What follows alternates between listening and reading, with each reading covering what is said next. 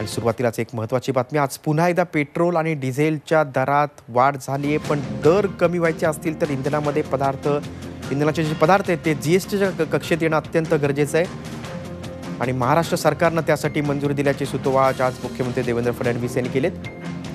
GST कौन्सिलमध्ये एकमत होईल तेव्हा हे सगळं शक्य आहे। मात्र जीएसटीमध्ये इंधनाचे पदार्थ आणण्याचे प्रयत्न सुरू आहेत। पेट्रोल डिझेल जीएसटीत आल्याशिवाय दर कमी होणं दुरापास्त बनल्याचे मुख्यमंत्र्यांनी कबूल केले। महाराष्ट्रातल्या जनतेला या दरवाढीचा सर्वाधिक फटका बसतोय। औरंगाबादमध्ये भारत पेट्रोलियमच्या पेट्रोल पंपावर पेट्रोलच्या लिटर मागे 86 रुपये 85 पैसे मोजावे लागतात, तर इंडियन ऑइलच्या पेट्रोल पंपावर 86 रुपये 27 पैसे द्यावे लागतात। अच्छे दिनचा वायदा करून सत्तेवर आलेलं मोदी सरकार आता मात्र जनतेच्या खिशावर उदार झालंय असंच काहीसं चित्र दिवसेंदिवस निर्माण होताना दिसतंय। केंद्र आणि राज्य सरकार पेट्रोल आणि डिझेलच्या किमतीमधून मोठ्या प्रमाणात महसूल गोळा करतात। काल केंद्रीय कॅबिनेटच्या बैठकीत जनतेला दिलासा देण्यासाठी चर्चा झाली, पण आता फक्त चर्चा उपयोगी पडणार नाही असं जनता बोलू लागली आहे। सत्तेत येऊन 4 वर्ष पूर्ण होत असताना मोदींच्या सरकारची प्रतिमा आता इंधन दराच्या भडक्यात दिवसेंदिवस काळवंटे हे मात्र नक्की।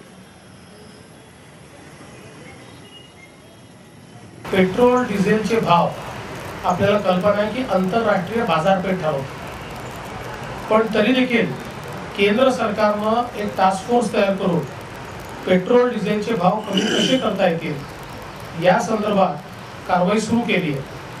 विशेषतः पेट्रोल डिझेल जर जीएसटी मध्ये आणलं तर त्यातनं पेट्रोल डिझेलचे भाव कमी होऊ शकतील, त्यातनं महसुलाचं नुकसान मोठं होईल पण ते कमी होऊ शकतील। त्या संदर्भात राज्यांचं एकमत करणं सुरू आहे। महाराष्ट्रातर्फे आम्ही त्याला मान्यता दिलेली आहे। एकतर्फी कारवाईने फार फायदा होत नाही। याला जर जीएसटीत आणलं तर थ्रेशोल्ड जी आहे तीच पूर्ण बदलेल, कारण आज पेट्रोल महाग डिझेल महाग का होतं तर त्याच्यावर टॅक्सेसवर टॅक्सेस आहे। जीएसटी मध्ये ते आल्याबरोबर टॅक्सेसवरचे टॅक्सेस संपून जातात आणि त्यातनं ते कमी होईल। आणि याच बातमी संदर्भात आपण अधिक चर्चा करूया। आमचे प्रतिनिधी निनाद झारे आपल्यासोबत आहेत। निनाद, इंधन दरवाढीचे झटके सर्वसामान्यांना बसतात, सर्वीकडे संताप व्यक्त होतो। आता राज्य सरकारला जाग आली आहे। जीएसटीच्या कक्षेत सगळे पेट्रोलियम पदार्थ आणण्याचे सूतोवाच मुख्यमंत्र्यांनी दिलेत, मात्र हे कधी होईल? कारण जीएसटी कौन्सिलची बैठक होईल, त्यानंतर हा निर्णय होईल, तोपर्यंत इंधन दरवाढ सुरूच राहील, सामान्यांना चटके बसत राहतील। अगदी खरं आहे गिरीश, अगदी तू महत्त्वाचा मुद्दा इथे हायलाईट केलायस। जीएसटी काउन्सिलची बैठक दर महिन्याच्या पहिल्या आठवड्यात होत असते।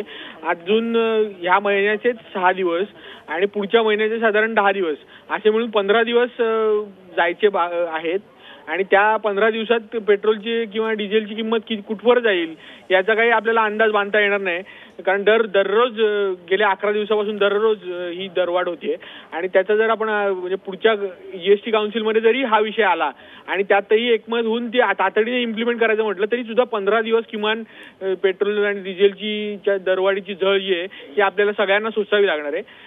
असंच मुख्यमंत्र्यांच्या या वक्तव्यातून स्पष्ट आहे। जरी केंद्र सरकारने तातडीने हा प्रस्ताव आणला तरी गेल्या 2 बैठकांचा आपण जीएसटी काउन्सिलचा विचार केला तर हा प्रस्ताव आलेला नाही। केंद्र सरकार असो राज्य सरकार असो सगळेजण बाहेर मीडियामध्ये सगळ्यांना सांगतात की जीएसटी काउन्सिलमध्ये हा विषय आणून चर्चा करून प्रस्ताव मंजूर करू, पण त्या दृष्टीने गेल्या 2 बैठकांमध्ये गेल्या 2 महिन्यापासून एकदाही हा प्रस्ताव जीएसटी काउन्सिलमध्ये आलेला नाही। त्यामुळे हा आता प्रस्ताव येतो कधी, त्यावर चर्चा होते कधी, तो मंजूर होतो कधी, तोवर आपण ही इंधन दरवाढीची झळ सोसत राहायची का, हा आता प्रश्न विचारण्याची गरज आहे। अगदी बरं निनाद, म्हणजे तुर्तास तरी लगेच सामान्यांना दिलासा मिळणार नाही। तुम्ही दिलेल्या सविस्तर माहितीबद्दल धन्यवाद। राज्य सरकार जीएसटीत येण्यास तयार आहे। पेट्रोलियम पदार्थांचं जीएसटी कौन्सिलमध्ये एकमत होणं गरजेचं आहे।